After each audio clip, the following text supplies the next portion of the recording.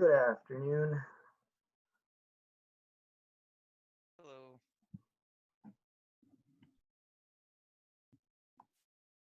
My internet's about to die, I assume, so I wonder how long this will last. Why is your internet about to die? It has been for the past 3 days. It's been pretty annoying. That is not good in this current world. Internet is currently an absolute necessity. Yeah, I'm kind of worried about the AP test because it's been going out just at random intervals. I don't know what the issue is, so during the AP test, I'm probably going to go to my neighbor's house and take it there. Well, if that's possible, then that's great and should work. If they'll let you do that, I would say definitely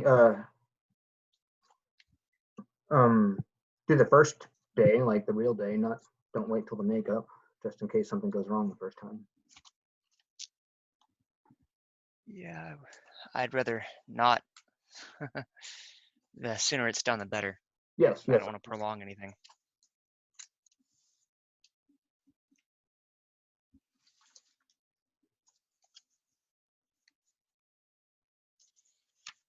Are we going to fill in Unit 9 today, or are you just going to go ahead and skip it because of the not being on the AP test? Unit 9, any notes on Unit 9 for the humongous review sheet?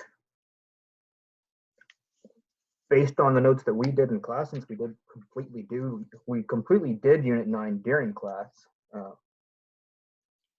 you should be able to finish it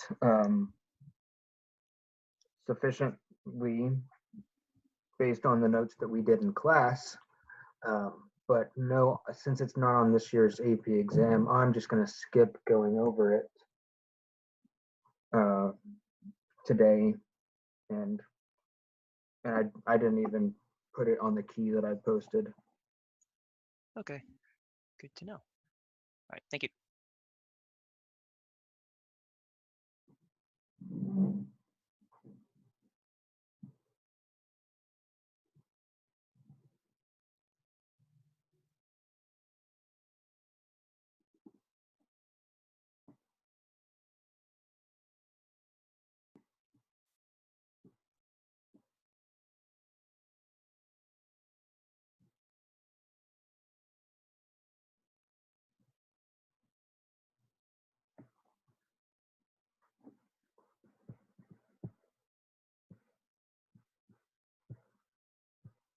Okay.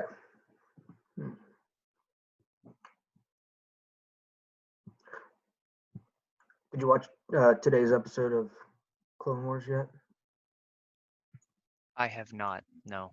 I have not watched it yet either. I do not want to hear anything. Okay, but it was awesome. I just watched it while I ate lunch. It was so good.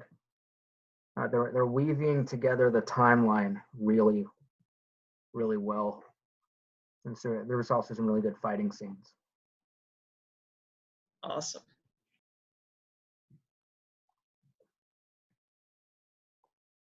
Happy late birthday. Oh, thank you. It was a first having to social distance. It was a really good birthday. Spent time with some close friends and girlfriend.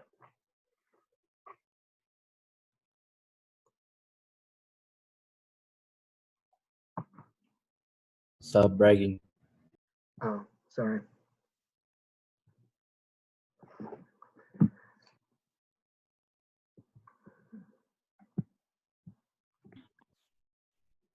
you share calc memes with your girlfriend?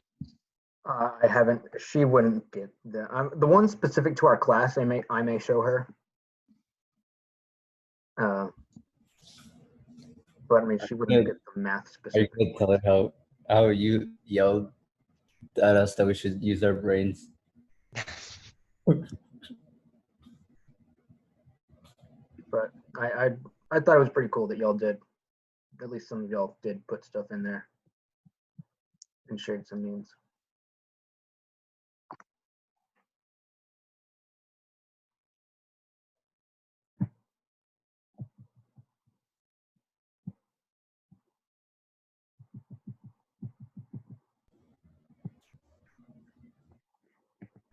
How did you meet her? We met through an app. So we met online through an app. That's I didn't cool. really want to do it that way. I would rather meet someone in real life. But That's cool. but I want to meet the right person, and that's hard to do in real life sometimes, and it worked out.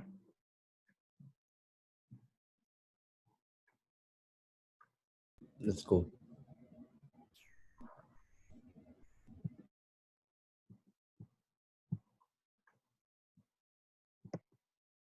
Okay, first question, just wondering, have any of y'all heard from any of your colleges about any possible changes to the fall semester? Just out of curiosity. I have not. Not that I know of. Yeah, I won't hear until June. Yeah, that makes sense, probably. I heard earlier someone in BC said that, no, this is BC, in AB said a lot of the stuff over the summer has been made virtual. I think it was Sydney said that her new student conference at A&M is now not at A&M, it's just virtual. And her, That's true. Yeah. yeah. So probably some summer stuff they've already made virtual, I guess, but haven't made any final say on the fall. Okay. Well, as I sent out in the message earlier today, I mean, this is the same slide as the past few meetings, but as I sent out on the remind earlier, I got an email from College Board having me remind you that if you're taking the AP exam, they need your correct contact information. They've been sending out a lot of emails, so especially if you haven't gotten any email from College Board, maybe check your junk or spam. My College Board emails sometimes go to my clutter. Don't know why. I keep having to go look in the clutter to find it. But if you haven't gotten any emails from College Board or AP, then you should be concerned about that. You should go to my AP and AP Classroom and make sure they have the correct contact information for you, correct email and phone number, so that they can send you all the correct information as we go through the next few weeks. Because one very important piece of information they did mention to me is that for each of your AP exams, 2 days before that AP exam, they will send an email to you with your e-ticket to that exam, which will be some like an 8-digit, which will be in like an 8-digit code that you will use to log in to your exam at the appropriate time. And you'll need to start the login process about 30 minutes before the actual exam is supposed to start. So like on Tuesday, May 12th, the exam starts at 1, so about 12:30, you'll need to start your login process to the exam, and you'll get your e-ticket and a bunch of information about how to log in 2 days before on, I guess, Sunday, May 10th, as well as within the next few weeks. Well before that time, though, they will be providing a lot more information about how their online system will work, with some tutorial videos and stuff like that, so that you know how it will work day of, and so you're not figuring it out while you're taking the AP exam. My only plan today, I was going to go over the last problem in the Passwater FRQs, the one labeled BC4. Oh, we still need to cover Unit 10 on the humongous review sheet, so we'll do that first. Unit 10 on the humongous review sheet, won't do all of it because not all of Unit 10 is on the AP exam this year. So Unit 10 on the humongous review sheet, and then the very last problem, 22 on the FRQ practice problem BC4 on the Passwater FRQs. Then if you have any other questions, I'll answer those. If this doesn't take too long, I thought it'd be fun to do a Kahoot. We did one with AB. That was, they liked that. It seemed a little normal, like actual class. Okay, let's get started. So Unit 10, we learned all of Unit 10 remotely, virtually, through my computer and your computers, through Zoom. Difference between sequence and a series. Well, a sequence is essentially just a list of numbers. That's all it really is, a set of numbers. I'm just going to say a set of numbers.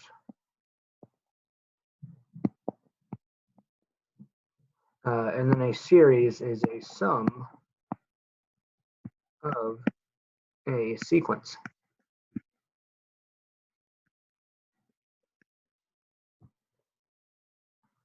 When you're doing a series, you can do partial sums, so a sum of just a part of the series, or you can, as we usually try to focus on with some of these tests, if they're asking about convergence or divergence, that's looking at whether a series will converge or diverge as you go off to infinity, as the number of terms goes off to infinity. But if you have just a partial sum of the first 10 terms or the first 50 terms, you may be able to figure those out. And a series will converge if the sequence of partial sums converges. I finished. What? I didn't mean to do that, my man. Oh, okay. And then here the important series right here. Geometric series, very important, almost guaranteed this year now that there's less stuff from Unit 10.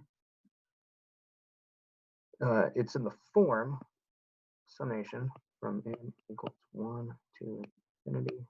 I mean, it could start at n equals 0 if it wanted to. That it really doesn't matter, but starts at something, goes off to infinity. It's in the form of a times r to the n power, where r is your common ratio. A is just whatever it is at the very beginning, and r is your common ratio that your sequence is getting multiplied by over and over and over again. It will converge if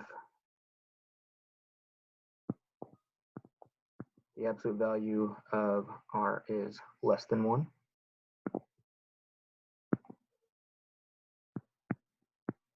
Converges if the absolute value of r is greater than or equal to 1, it diverges.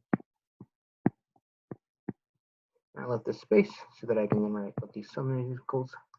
The formula for the sum of a geometric series, there's very few series that we can actually get the sum for, and that's only geometric and telescoping are the only ones you can actually get the sum for. Alternating, you can get a very close approximation. There's, but the only ones you can actually get a sum for is geometric and telescoping. And the sum is going to be a over 1 minus r. And then P series, that's also highly likely this year. That's also on the list of what's still possible. Sum from n equals 1 to infinity of 1 over n to the p power.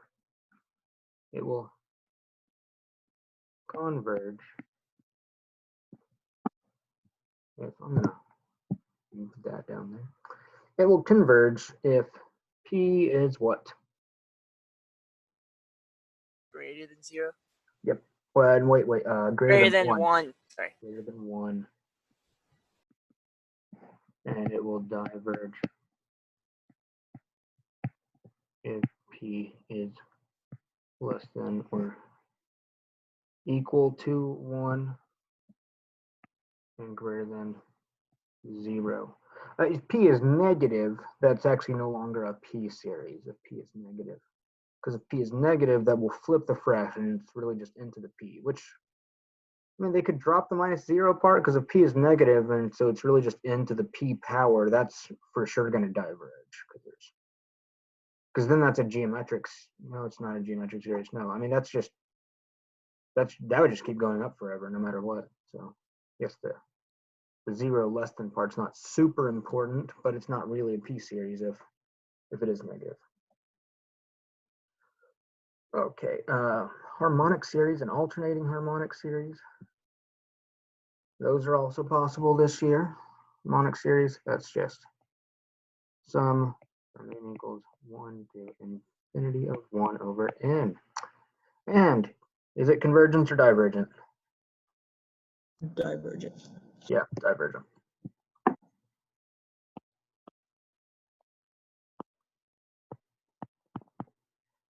I really don't know if I spelled that right or wrong. I don't recall. Should there be an A there? It wouldn't matter. If you spelled something wrong in the AP exam, as long as they know what you're trying to spell, you'd be fine. Okay, and then alternating harmonic series. Well, if it's alternating, that means it's switching from negative to positive, negative to positive. So that would be a sum from n equals 1 to infinity of negative 1 to the n power over n. And that is convergent. By the alternating series test. That's convergent. Telescoping series, not on this year's, but it's, I mean, we can at least write down the formula. A to the n minus b to the n, and then stuff will cancel. Power series, we didn't really cover. A Maclaurin series and a Taylor series, those are both power series. But we didn't go into that beyond just what the Maclaurin and Taylor polynomials are. And you don't really have to worry about it. Divergence test, it's so easy. We'll definitely remind ourselves of that.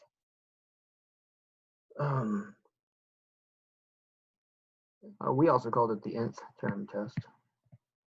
Yes.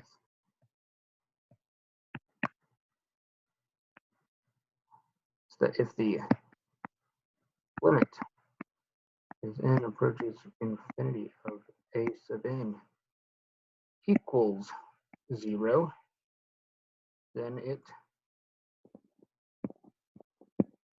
could converge. And if the limit as n approaches infinity of a sub n does not equal 0, then it automatically diverges. Ratio test. That's definitely possible this year. It is on this year's, it was on the list of possible tests for this year's AP exam. It's definitely, it is the easiest of the actual tests, other than the divergence test. And it's definitely useful when you have something with a factorial. If you have n factorial, you'd automatically want to use ratio test. And the ratio test says that if you do the limit as n approaches infinity of a sub n plus 1 over a sub n, that's the value of that, that'll equal some value. If L is less than 1, it converges.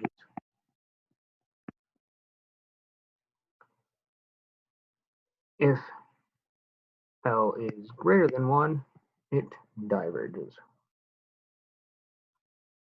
Yeah.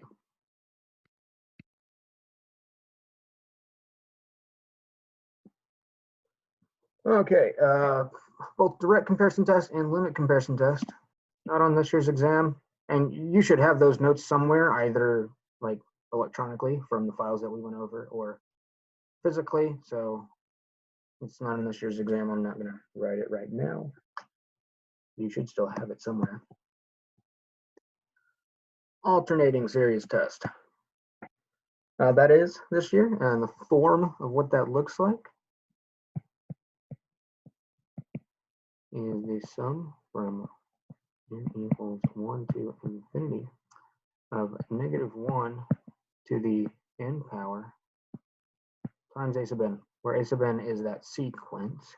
The thing that makes it alternating is the negative 1 to the n power. That's going to switch it back and forth from negative 1 to positive, negative to positive, and so on. one thing that would also make it alternating, they might have a n plus 1 up there, and that just switches which terms are going to be positive, whether it's the odd terms or the even terms. And an alternating series will converge if a sub n plus 1 is less than a sub n, and the limit as n approaches infinity of a sub n equals 0. So essentially, if it passes the nth term test and each terms are decreasing over time, then it will converge.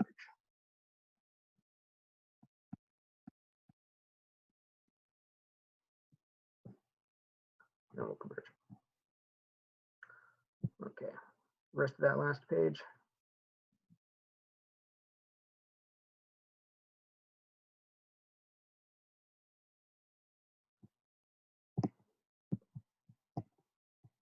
Ten asks, converge. So I skipped 11 because integral test is not this year.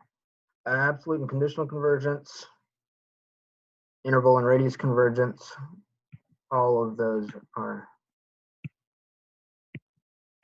right.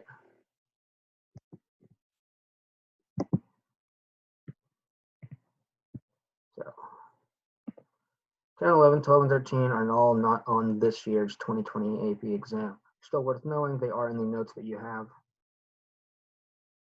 At least absolute and conditional convergence are, for sure. Then let's look at 14, 15, and 16. Very important stuff, they are. I'll move this back up here. Okay, 14, Taylor series, Maclaurin series, and then Maclaurin polynomial. I'm just really going to go over just these three. You could be able to make those other ones on your own, but these three are the ones you should really know. Okay, the formula for a Taylor series. I'm going to just do a Taylor polynomial. A series when you add a whole bunch of terms over and over and over again. So a Taylor series is essentially just a Taylor polynomial, but around certain points. I mean, but with x being a certain value. It's like doing an approximate, once you plug in a value for x into the Taylor polynomial, that's then a Taylor series. And I'm just going to do the Taylor polynomial formula. Same here. Okay, so P of x. Well, we're doing it about x equals a. So I'm going to have f of a over 0 factorial. Each term gets divided by that term number factorial. Every term gets divided by that term number factorial. Each term, you're taking that term's derivative at the point, and each term it's going to be x minus a to that term number power. So I could multiply this by x minus a to the 0 power, but 0 power is just 1. So the next term, we have our first derivative at a times x minus a over 1 factorial, which is just 1, then plus f double prime at a times x minus a squared over 2 factorial, then plus f triple prime at a times x minus a cubed over 3 factorial. The natural formula is the nth derivative at a times x minus a to the nth power over n factorial. I should have a bunch of dots before that. There we go. All right, and the only difference between a Taylor polynomial and a Maclaurin polynomial. Maclaurin polynomial is a Taylor polynomial centered at 0, centered at x equals 0. And so just instead of x minus a over and over, it's just a, because a is, it's just x, because a is 0 in a Maclaurin polynomial. So to show that one, p of x equals, this would just be f of 0, because a is now 0. Maclaurin polynomial is a Taylor polynomial where a is 0. So f of 0 plus 0 factorial is 1, 1 factorial is 1. So I'm going to drop those on these first two terms. Plus f prime of 0 times x plus f double prime of 0 x squared over 2, because 2 factorial is just 2,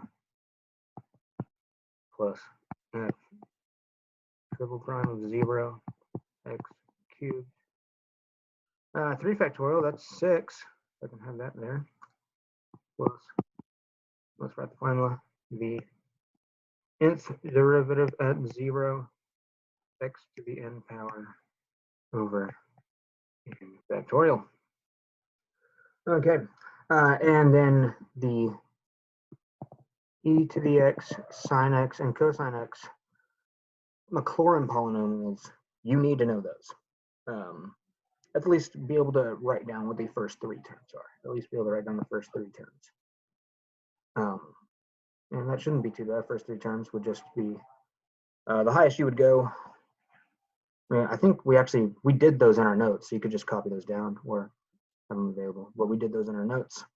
And since we did those in our notes, you can just copy those from practically anywhere, your notes or the internet. Let's just go ahead and go on then. So again, we're going to do the 2020 FRQ practice problem BC4. This is the very last practice problem in the Passwater FRQ file. Okay, you probably noticed that the BC3 and BC4, this one, they both deal a lot with Taylor polynomials.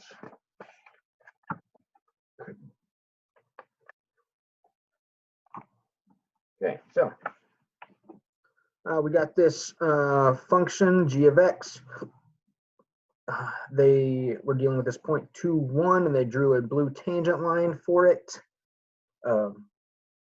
at x equals 2, yeah. Then we have this other function, h, where h of x is x minus 2 minus the integral from 2 to 2x of g of t dt. That's from the second degree Taylor polynomial for t sub 2x. And we'll label it t sub 2x for h of x centered at x equals 1. Okay, so it's a Taylor polynomial, not Maclaurin because it's not centered at 0. Let's go ahead and write down what the formula would be. We're doing the Taylor polynomial for h of x. Okay, so then the first term, t sub 2 of x. The very first term would be, based on what we just wrote recently, h of 1. We could put over 0 factorial, but that is not necessary. Then plus h prime of 1 times x minus 1. This would be over 1 factorial, but 1 factorial is just 1. And then we're going to have h double prime of 1 times x minus 1 squared over 2. Because 2 factorial is just 2. That doesn't look like an h. There we go. H double prime of 1, x minus 1 squared. That is a second degree one because it goes to the second derivative. Okay, well, now we just need to figure out what h of 1 is, h prime of 1, and h double prime of 1. H of 1, I'm going to move that up there. There we go, that will work nicely. So first, h of 1.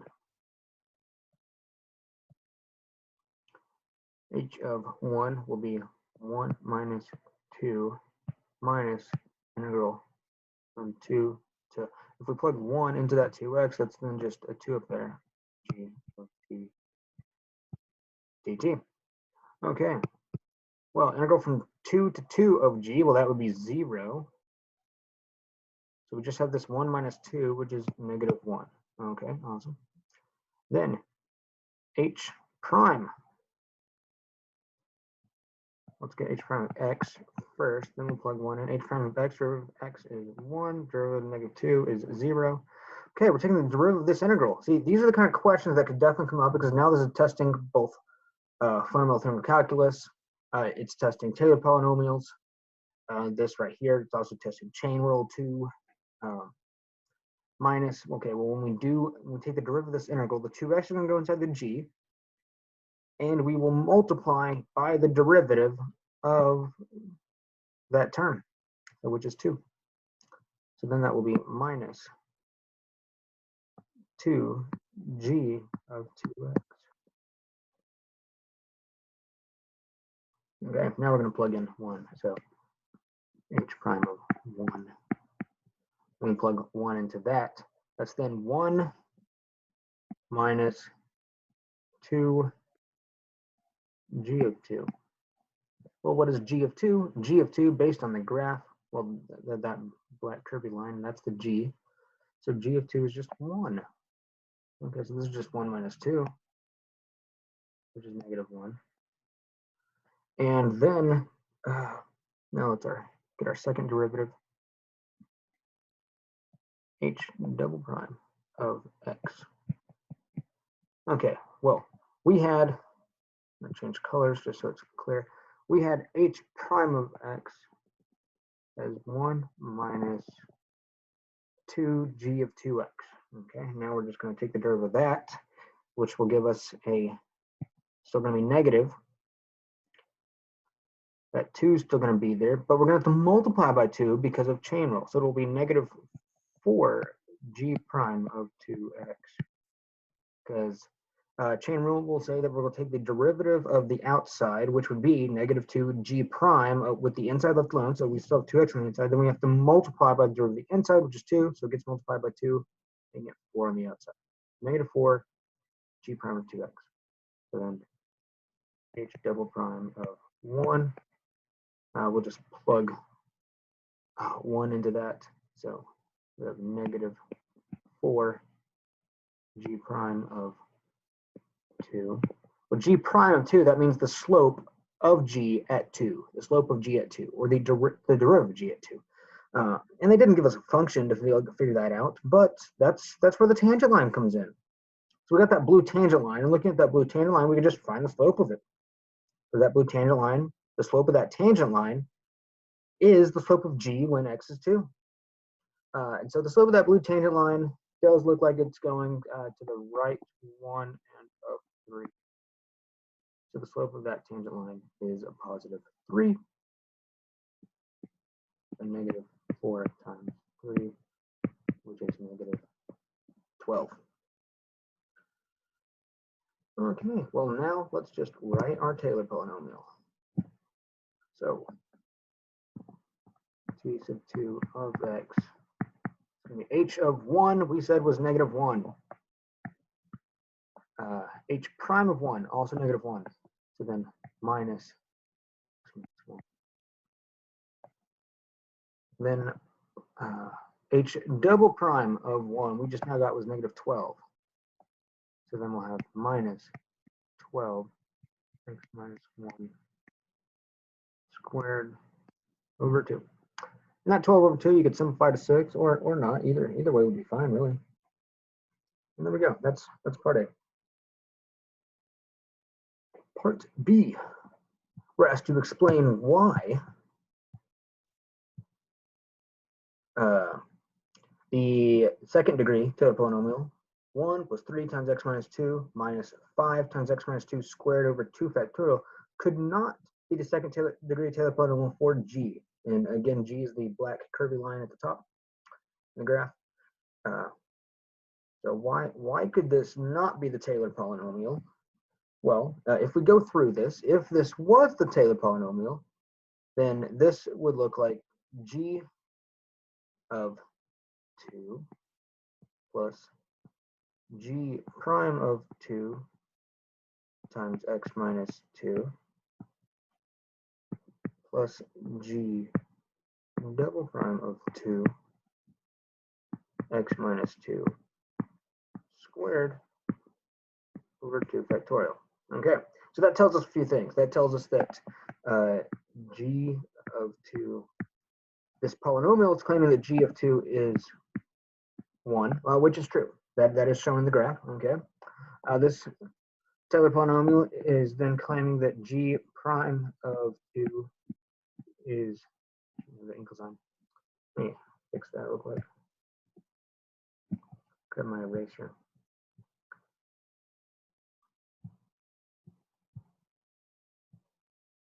G prime of 2 is 3. Oh, that's true. G prime of 2 being 3, we see that in the tangent line. That's also true. So both those things are true. Maybe something's wrong with the second derivative. Well, this then is also claiming that G double prime of 2, which is right there in the formula, is right here in their polynomial, is a negative 5, implying concave down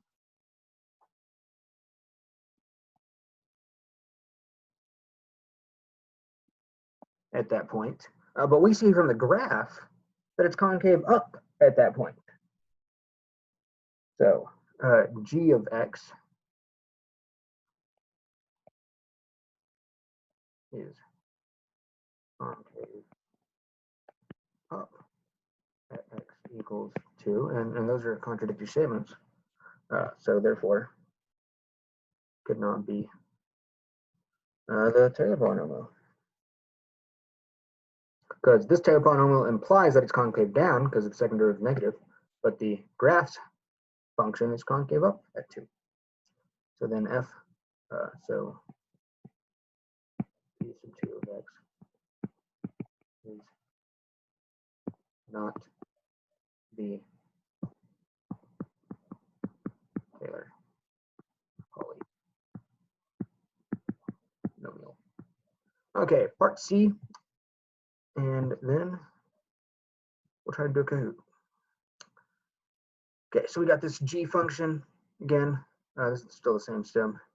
We're asked to consider the geometric series sum from n equals 0 to infinity of a sub n over 2n factorial. Okay, where the first 3 terms of a sub n correspond to the 3 terms of our Taylor polynomial that we found earlier in part A. So I'm going to go back real quick.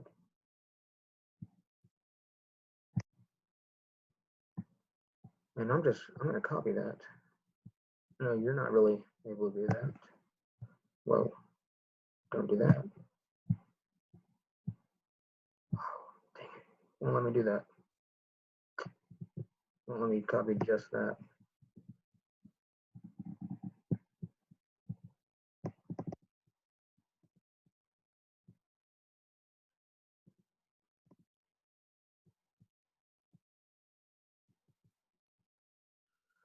Well, I'll just retype it. That's not going as quick as I thought it would. So I'll just rewrite it. So we had that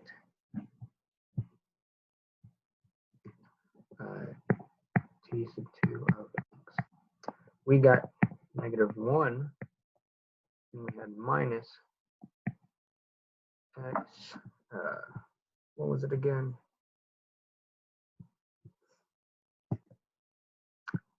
X minus 1, then minus 6, x minus 1 squared. Okay.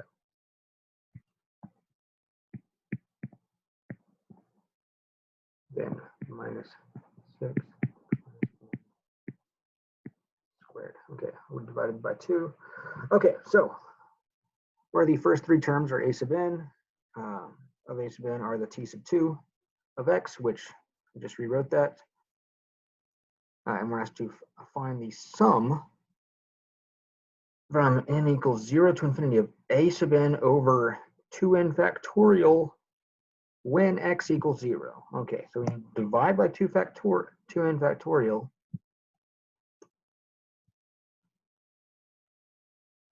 And plug in 0 to x. Okay, well, our first term. So we're going from sum from n equals 0 to infinity of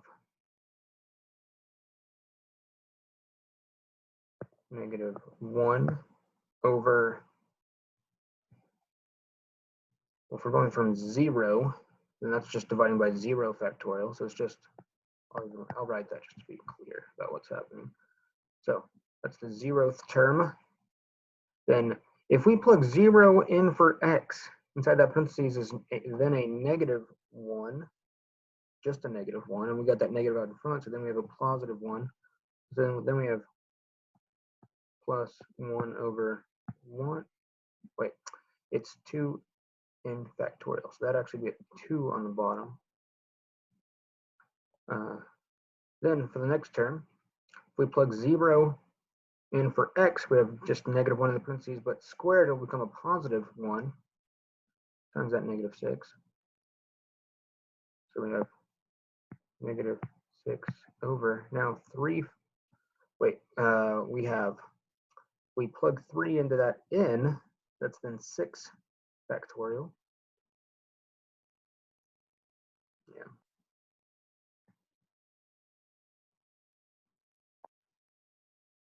Okay. And then it would keep going. And we're told this is a geometric series. It is in that form. We need to know, okay, what is it multiplying by each time? Because we can't find the sum unless we know what it's multiplying by. The sum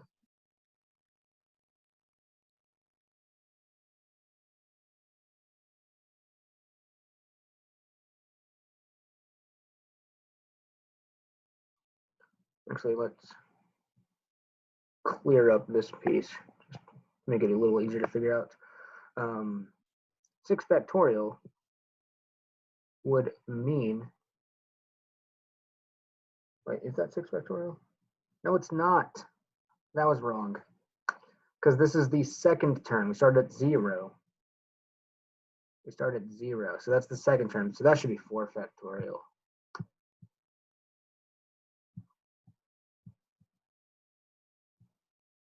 That makes a lot more sense. So we have 6 on the top over 4 factorial. And 4 factorial is 4 times 3 times 2 times 1. Well, that 6 on the top can cancel with 3 times 2 times 1. And it's really just a minus 1/4. So we are starting at negative 1. Then as we go from negative 1 to 1/2, it multiplies by a negative 1/2.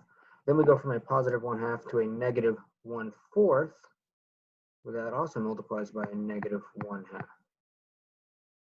Because again, to be more clear, our terms are sum from n equals 0 to infinity of, that's a negative 1 plus 1/2 minus 1/4, and it could keep going.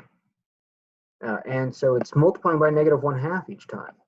And the formula for a sum when it's geometric. So here x equals 0, and the sum from n equals 0 to infinity of a sub n over 2n factorial, that will equal a over 1 minus r, but just based on the sum formula.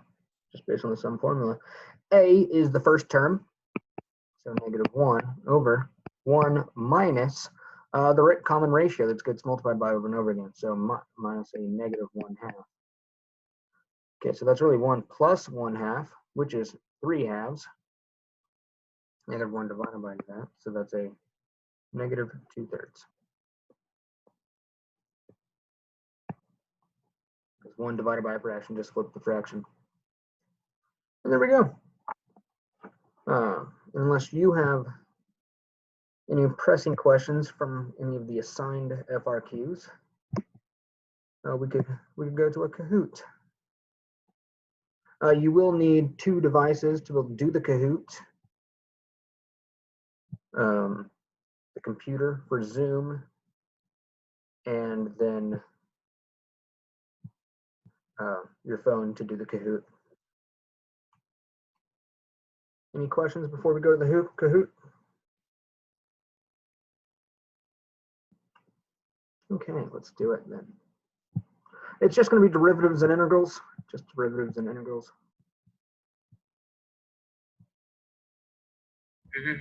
Yay.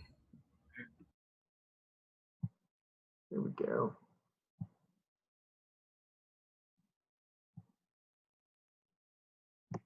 Put that over the side.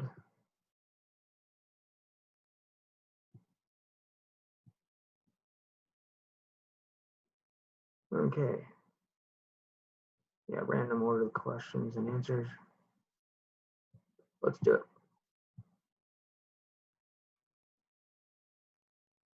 Okay, codes 187151. Computer for Zoom. I'll read some of the questions and answers as we play. I'm gonna play 2, guys, so try to beat me.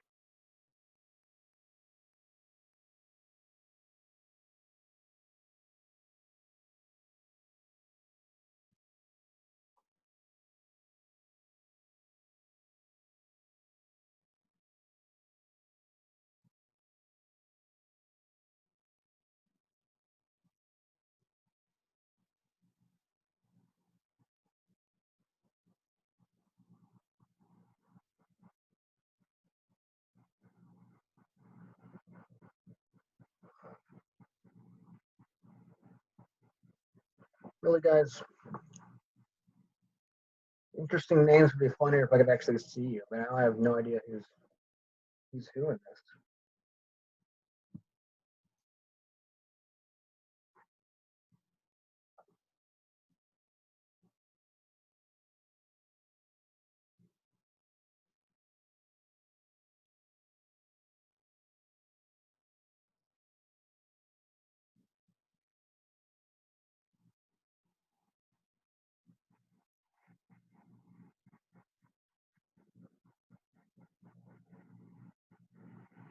Okay, we can't have 2 Mr. Hunters. Wait, no, I'm just Hunter. Never mind, sorry. 2 of y'all are Mr. Hunter. I'm just Hunter. Wait, it went away. What? That's back. Okay.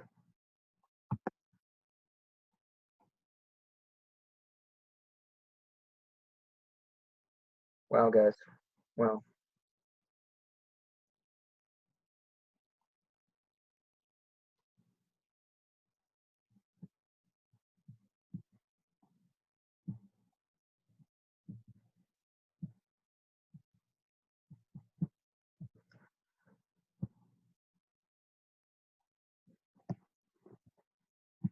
Okay, well, is that everybody?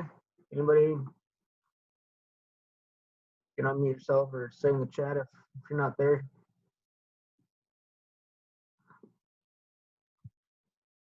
Okay, well, let's start.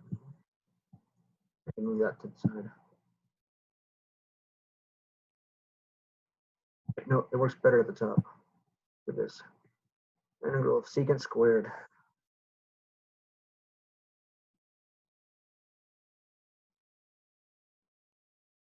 It's very laggy. What? Like it I can't like it's kind of laggy. Sorry. It worked for 8 people.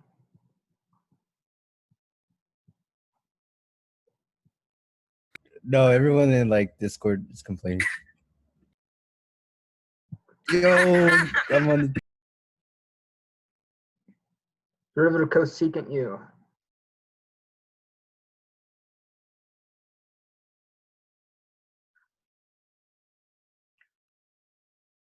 u is meant to be a function of x. You'd have to do chain rule. And all of these in this entire Kahoot, anytime you see du, that's representing the derivative of u. For all these questions, if you see du, that represents derivative of u.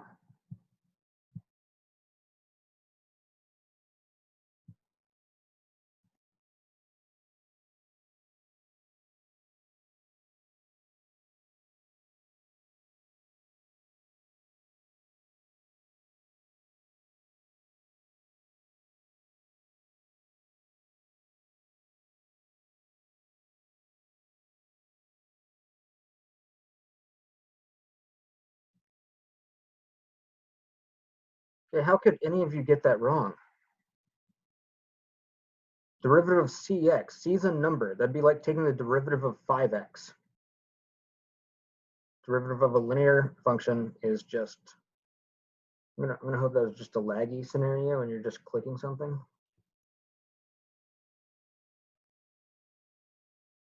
Derivative of a to the u, where a is a number, u is a function of x.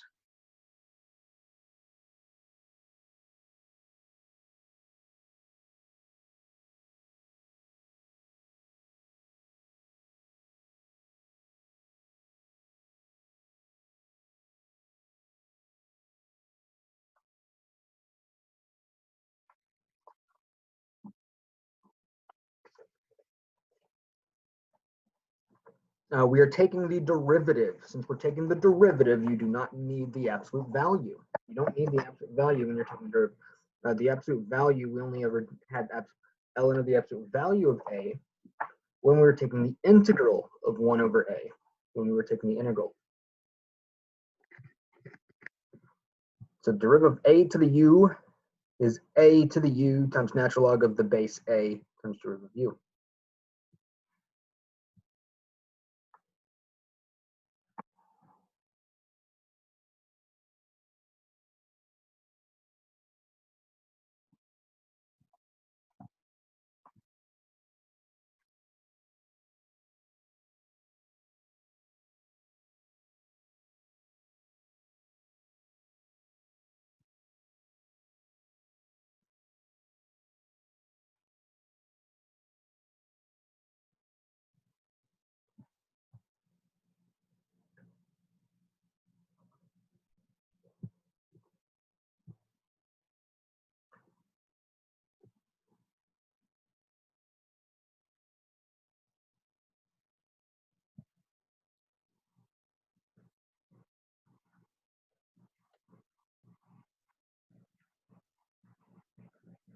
Chain rule, this is just chain rule. This is the chain rule formula.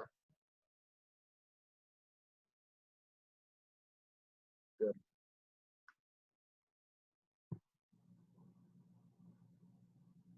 Ooh, D&E is catching up.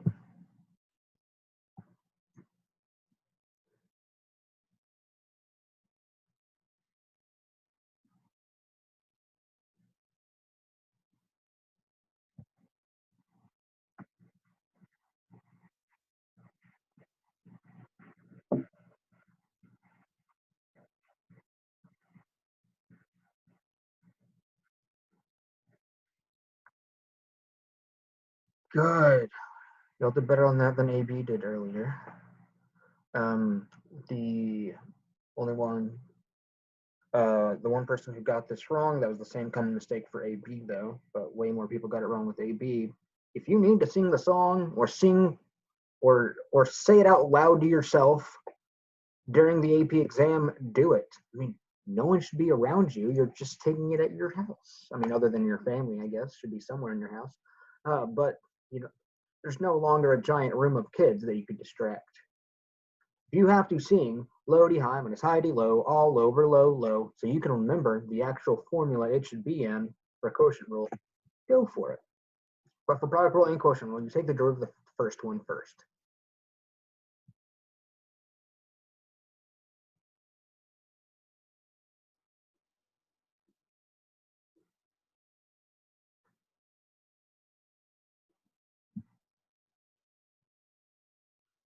Don't get tricked. Don't get tricked. At least one of you will. Don't get tricked.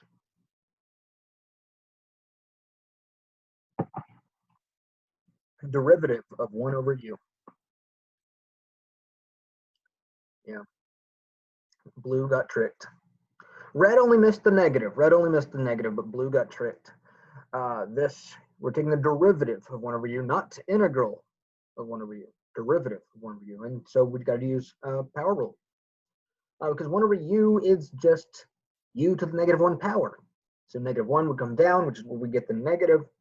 And the power would go down 1 to a negative 2, which is why we have u squared in the denominator.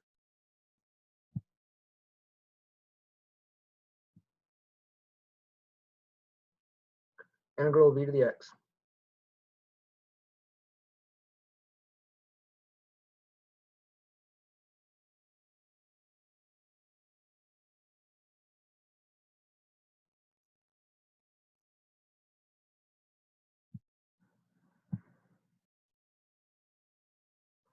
Derivative of sine inverse. Derivative of sine inverse. I know we hate this.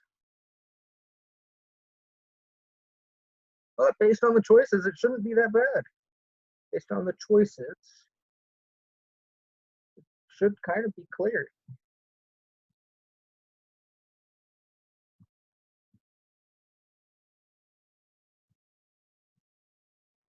So looking at the choices, I hope that you all realized green was way off. We learned derivative of sine inverse, derivative of tangent inverse, derivative of secant inverse. Then the ones with C were just negative of those. So yes, blue, 1 over square root of 1 minus u squared times du. That is through sine inverse. And one way to remember that is, well, sine has an s, and what is inside its derivative? A square root, which has an s. So that's one way you can tell the difference between the sine inverse one and the tangent inverse one. The one in yellow here, 1 over 1 plus u squared, that's the tangent inverse derivative. The one in the red that also has the absolute value of u, that is the secant inverse derivative.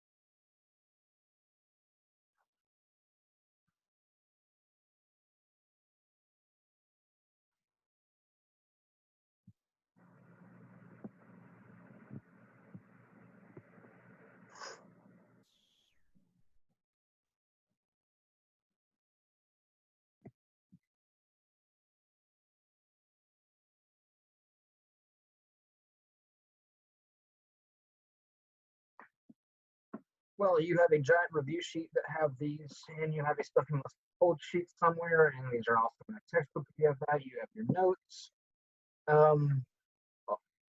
It would waste time during the AP exam if you have to look up any of these during the AP exam. So I would, all of these ones and this should be memorized. That would, because we've used them so much as well. Integral of a to the x, where a is a number.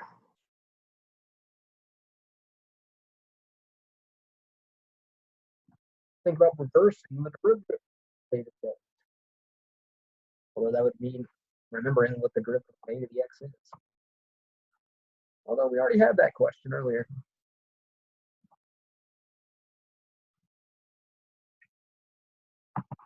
Good, good. I'm glad most of us got it. The one you chose in blue, if you chose that one, see, the derivative of a to the x is a to the x times natural log of a. Well, we don't have a natural log of a already here, so just go straight to a to the x. So we have to divide by the natural log of a to essentially undo that aspect. Derivative of c.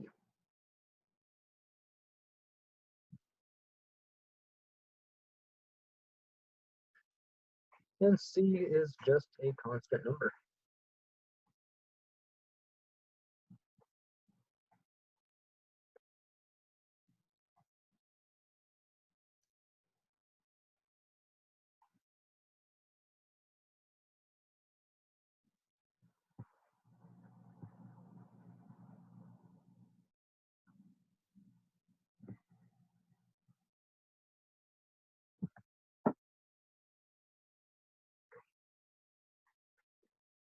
Again, the du is meant to represent the derivative u here, but prime head.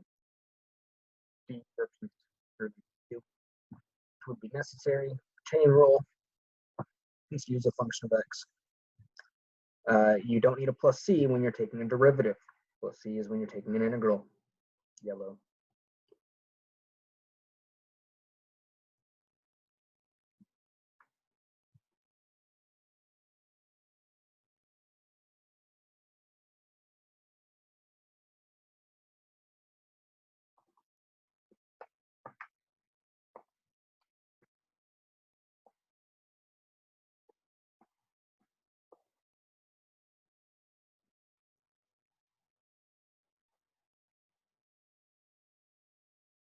Awesome, everyone got it right. Green and yellow were both correct.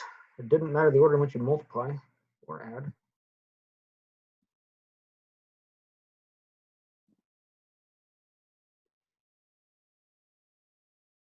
Derivative of u.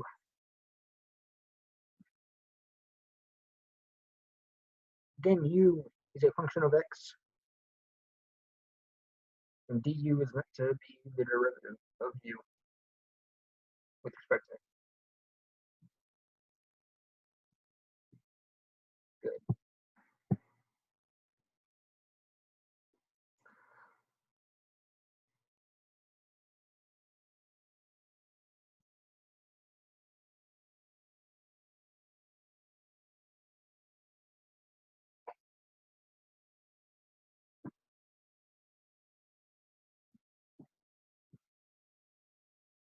I would say this particular concept is probably less likely this year, but it is in our notes and the Humongous review sheet. It's worth knowing.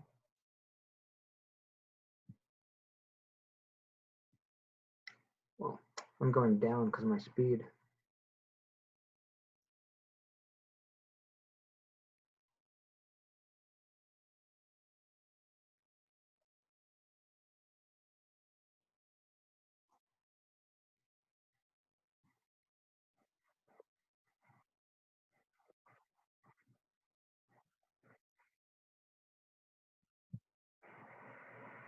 Oh, back up.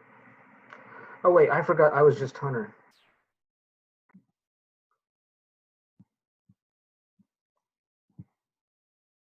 I wasn't going down.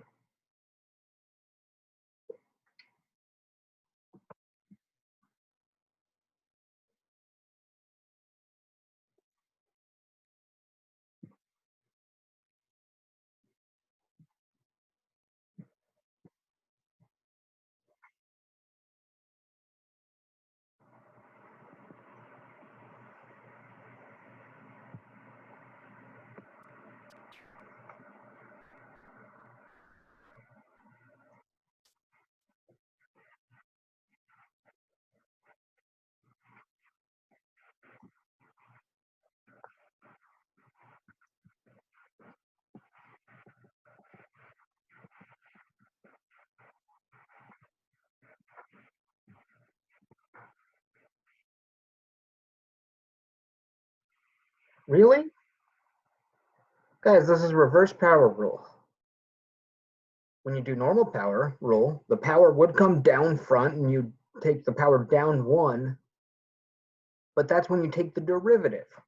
Reverse power rule, when you take the integral, and that is the integral symbol, power goes up 1 to n plus 1, and you divide by the new power n plus 1. So that's It's green, not blue.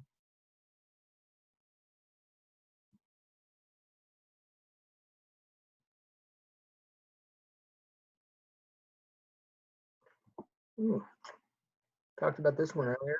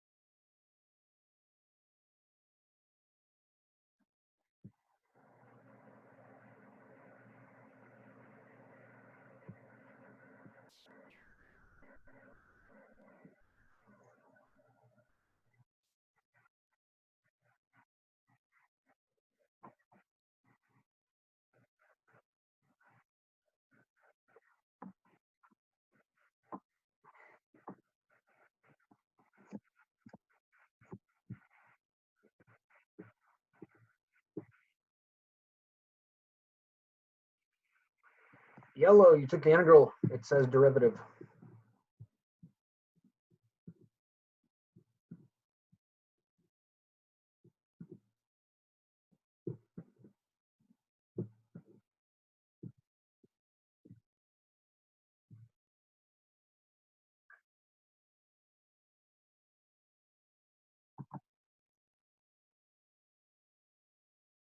Oh, I got this wrong. I took the derivative. Although the right answer to this is a little more difficult. You have to use substitution, and we never memorized this. Apparently 3 others of you also took the derivative. The derivative tangent, yes, is secant squared, which I got that one wrong then. But the integral of tangent, got to do u substitution. Depending the sine over cosine, you can then have cosine, the denominator be u. So then the derivative of that is negative sine, put the negative out in front. So you have negative integral of 1 over u du. Oh, well, that's going to change into negative natural log of u, which was cosine, so negative natural log of cosine. Bring that negative back in the inside, so that flips the cosine to make it secant. So integral of tangent, yes, is natural log of secant.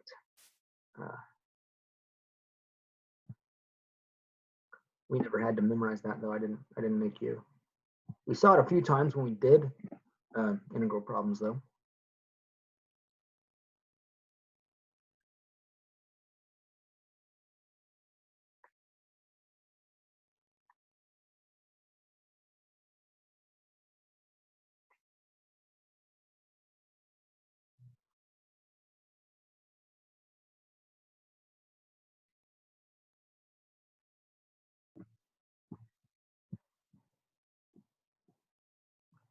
Ooh, go Jessica. Come back.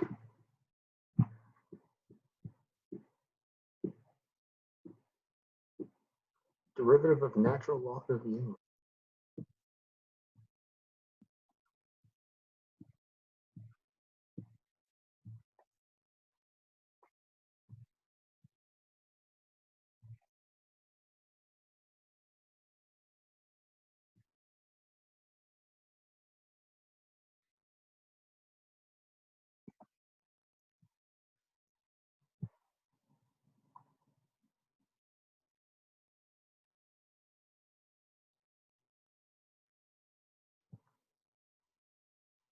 Good, almost done. 29 out of 33. There's probably one question I'm going to skip.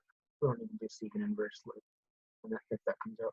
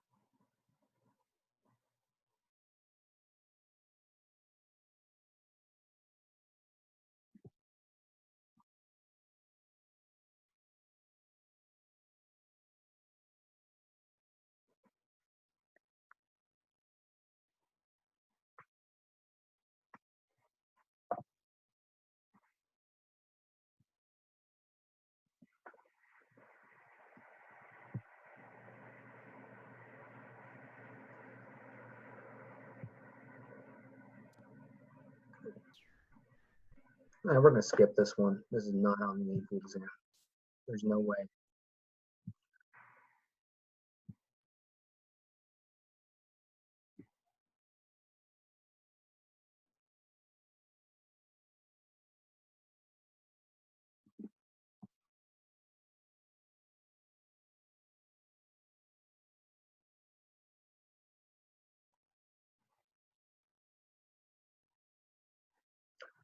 Just power rule used to the 1/2 power.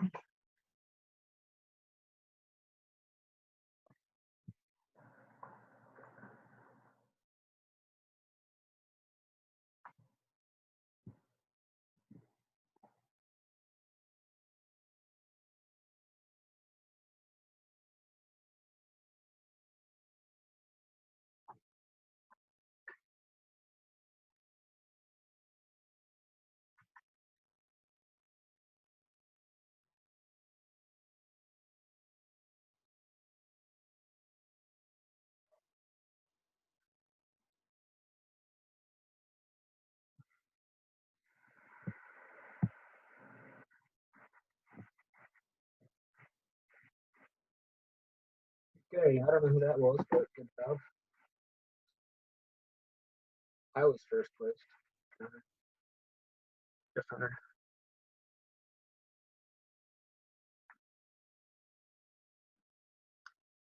Apparently another Mr. Smith was off.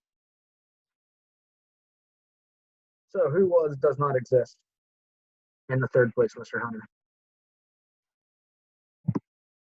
I was the imposter, Mr. Hunter. No. I was the knee. I can- I'm proud, There we go. I think.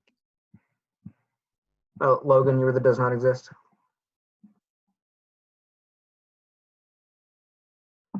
Okay, well, guys, that was fun. A little more interesting, more lively than the usual Zoom lessons. We would have done that on Fridays anyways if we were actually in class. I was planning on doing a lot of games and Kahoots and more card sorts and interactive stuff on Fridays, or just more often in general if we were actually in class. So it's good to do that. Well, have a great weekend, and I will see y'all again on Wednesday. Oh, one thing to be aware of, actually, last piece of note. The due date for the stuff is Sunday, as I said it would be, and I mean, if you're not done Sunday, you could either turn it in late, and that's perfectly okay, or you could just turn in what you have. Really, you need to turn in enough. Well, not even the word enough. Just turn in something to prove that you worked on the calculus assignment this week, and that's good enough. You will most likely notice if you did look at your grade that those of you who turned in something where I could see your work, you got 100. So don't be too concerned about the grades in this time. Just turn something in at some point to show that you worked on calculus this week. Okay, well, have a great weekend. What's the plan for Wednesday if we're done with the review packet now? What? Like, since we're done with the humongous review packet, are we just going to be doing FRQ questions on Sine Yeah, Inverse? that's all the Wednesday and Friday lessons will pretty much be me just answering any questions you have, and if you don't ask questions about the FRQs, then I'll have at least one FRQ picked out, planning on going over. For instance, next week's assignment that is already up is over the Master Math Mentor FRQs and some of the 2012 FRQs. The 2012 FRQ number 4, I love that one. So whether you have questions over it or not, I will be going over the 2012 number 4 next Wednesday. It is a great question.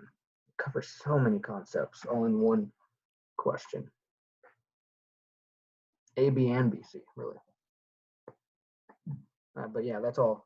Most of the lessons will be from here on. And next Friday we'll do another Kahoot next in the next 2 Fridays. All right, sounds good. Okay, well, bye guys. Bye. Bye. Bye.